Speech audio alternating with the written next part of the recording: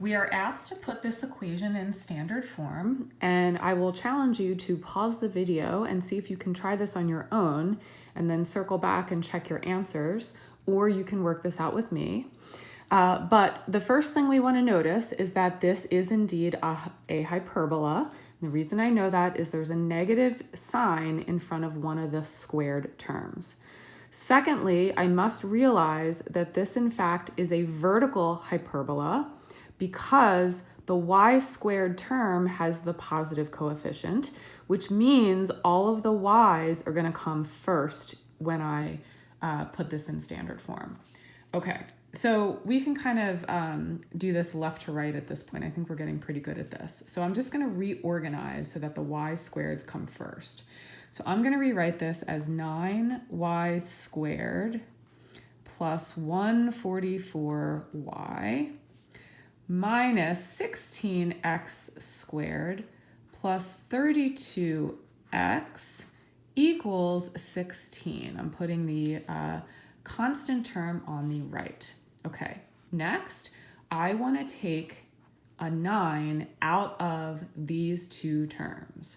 So I'm going to take out a 9, and that's going to leave me with y squared plus 16y. Okay, and I'm not factoring out the y, I'm just factoring out the 9. And I'm going to put a plus blank, and I'm going to close the parentheses. Now, don't forget to put a plus blank on the other side when you do that. I typically do those at the same time so I don't forget.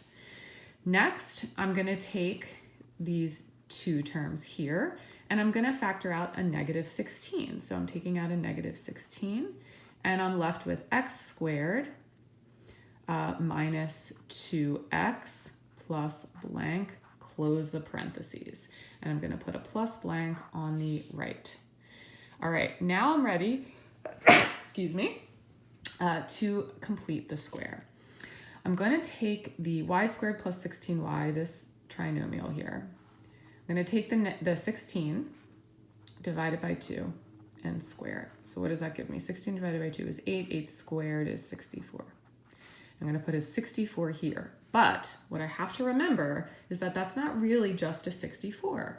That is really 9 times 64. So what's 9? Let me do that real quick. That is 9 times 64 is 576. What I'm adding to the right is 576.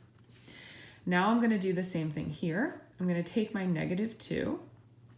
I'm going to divide by 2 and square it. That gives me positive 1. Okay, but remember, that's really not a positive 1. That's really negative 16 times positive 1. So on the right, I actually have a negative 16. At this point, I can write these trinomials as binomial squareds. So let's go down here. I'm going to take the 9, and I'm going to rewrite y squared plus 16y plus 64 as the quantity y plus 8 squared. I'm going to keep my negative 16. And I'm rewriting x squared minus 2x plus 1 as x minus 1 quantity squared. On the right, I'm simplifying, right? The negative 16 and positive 16 add to 0. That's 576. Okay, so my only step that remains is to divide every single term by 576, because to be in standard form, if you're a hyperbola, you have to equal 1. And you can use a calculator if you like. These should be engineered to work out pretty nicely.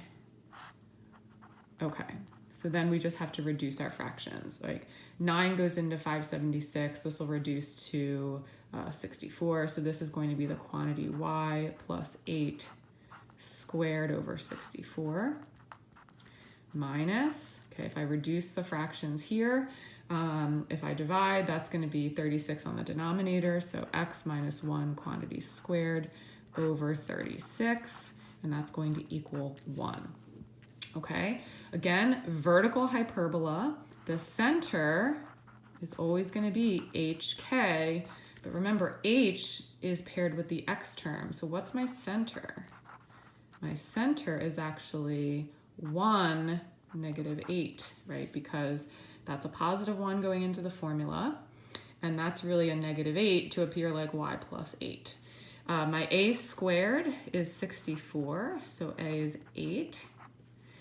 And remember that A is the distance from the center to the vertex, or one of the vertices. B squared is 36, which means B is 6. That is the distance from the center to a covertex. And just for kicks, if you wanted to get C, remember that in a hyperbola, C squared equals A squared plus B squared. You could solve for C that way. All right, I hope that was helpful. These hyperbolas are a little more complicated because you have to just be careful of how you're organizing it each time. Think about whether the y or the x comes first. The positive term always comes first, and make sure you're properly factoring. And again, in this case, you're not factoring out like the y, you're just factoring out the 9. So just make a note of that, and I will do a couple more examples coming up.